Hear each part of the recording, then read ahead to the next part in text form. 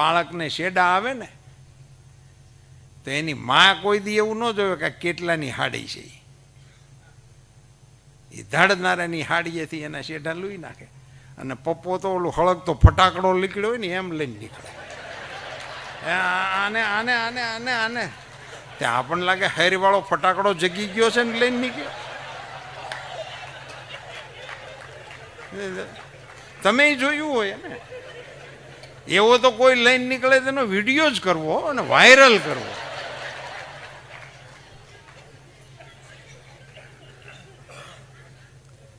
ને એ માંથી તમે નોખા થઈ જાઓ છો ભીલા. એ દીકરીઓને મારે પૂછવું છે કે તમે એ માને પૂછ્યા વગરના ગમે લફંગાની વાહે હાલતીયું થઈ જાઓ છો? જગદંબા જેવી માં તમારી પાસે છે, એને પૂછીને તમારે જે કરવું એ કરો, કોઈ દી દુખી નહીં થાવ, કોઈ દિવસ દુખી નહીં થાવ. મને તો એ સમજાતું નથી કે તમે પાણી માંગ્યું તો તમને દૂધ આપ્યું, અસોવાના કરીને તમને ઉછેર્યા, તમને ઠેસ વાગે તો એના મોઢામાંથી ખમા નીકળે, અને એને પૂછ્યા વિનાના હાવ ફાલતુની વાહે.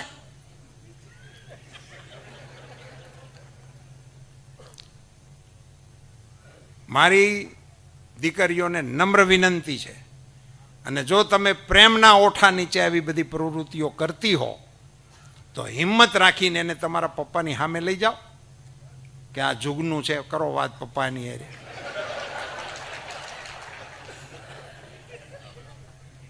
અને તમારા પપ્પા છે એને યોગ્ય લાગશે તો જુગનુના બાપને જઈને કહે જાન લઈને આવો અમારે ત્યાં. પણ તમે શું કામે આવું બધું કરશો? દીકરીઓ તો લાડથી દાદાને કહેતી હતી બધી કે દાદા કે લાંબો તે વરના ગોતજો દાદાજી, લાંબો તો નત નેવા ભાંગશે, એ કાળો તો વરના ગોતજો દાદાજી, કાળો તો કુટુંબ લજાવશે. દીકરીઓ તો લાડથી દાદાને કહેતી હતી કે આવો આવો છોકરો મારી હાટું ગોતજો એમ. હવે તમે દાદાને બોલાવતા જ બંધ થઈ ગયા, એને શું પૂછવાનું હોય? એનું તો ઘીરે ગયું. મને હમણાં એક આમંત્રણ મળ્યું રિસેપ્શનનું,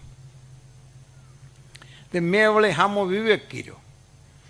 મેં કીધું બીજા ક્યાં ક્યાં પ્રસંગો છે? મતલબ મેં તો મારી સગવડ હાટું એમ 2-3 દી હોય તો મારે ક્યાંક એકાદામાં ક્યાંક એડજસ્ટ થઈ જાય એ હાટું મને પૂછ્યું. તો એ આદમી મોળો પડી ગયો, મને કે માંડ આમાં હા પાડી છે, આવું હોય તો આવી જાય, નકરી એની કીડે હવે કોઈ પ્રસંગ નથી. એટલે રિસેપ્શનમાં છોકરાએ માંડ એના બાપાને હા પાડી કે હું રિસેપ્શનમાં હાજર રહીશ. આ સ્થિતિ આવી ગઈ છે આપણી. તે કેમ કરવા માટે 10 મિનિટમાં રેલવે સ્ટેશને જવાનું છે.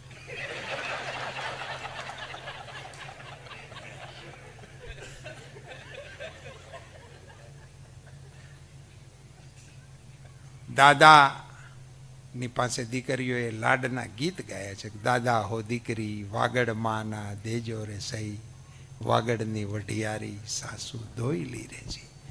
ગાતા ગાતા બધું થતું હતું. એટલે કેટલું બધું સમાજની અંદર મોકળાશ છે.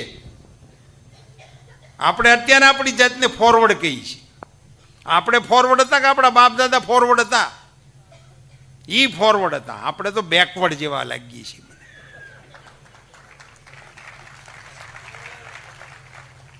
કારણ કે તમે વાત નથી કરી શકતા તમારા સંતાનોની સાથે, તમારા સંતાનો તમારી સાથે વાત નથી કરી શકતા. કુટુંબની આખી એવી વ્યવસ્થા આપણે છિન્ન ભિન્ન કરી નાખી છે. કુટુંબમાં કોઈ છે જ નહીં. તમે એક વખત વિચાર તો કરજો કે તમે એક હારે ક્યારે જીમા છેલ્લે એક ટેબલ ઉપર એક ટાઈમે હંધાઈનો ટાઈમ જમવાનું નોખો, હંધાઈને ખાવાનું નોખું. 4 જણામાં 4 વાનગી બને છે. બોલો, 20 જણાના રોટલા એક ઢબે ઝીકાતા હતા. એક જ જાતના રોટલા, એક જ જાતની કઢી. જય હિન્દ. લહેરથી બધા ખાતા હતા ને કોઈને વાંધો નહોતો આવતો. બાળકોમાં કુટુંબના વડીલો પ્રત્યેનો આદર તો અંદર ઉતારો, થોડો થોડો આદર તો ઉતારો. એ નમવો જોઈએ. આપણો પરિવારનો વડીલ આવે તો એના હેતથી એના પગ તરફ એના હાથ જવા જોઈએ, તો કુટુંબના વડીલોના આશીર્વાદ એની ઉપર ઉતરે. આ અત્યંત ઉમદા કુટુંબ ભાવના એ આપણા સમાજ જીવનનું એક એવું અભિન્ન અંગ છે. એ અંગે વિચારજો. હું એવું નથી કહેતો કે તમે નોખા થયા હો તો હવારે ને હવારે મુહૂર્ત કઢાવીને ભેગા થઈ જજો, અને એ ભેગા કરવાની કોઈ સ્કીમના ભાગરૂપે આ મંડળીએ મને નથી બોલાવ્યો. પણ જો જુદા થયા હો તો હું જરૂર તમારા માતા પિતાનો વકીલ છું અને તમારી સામે હું અપીલ કરું છું કે તમે ફરી વખત વિચારો.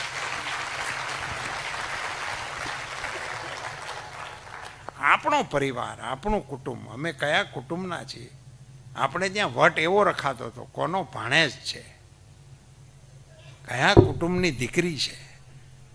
કહેવતો આપણી એવી હતી, ઝાડને નામે ફળ ખપે છે.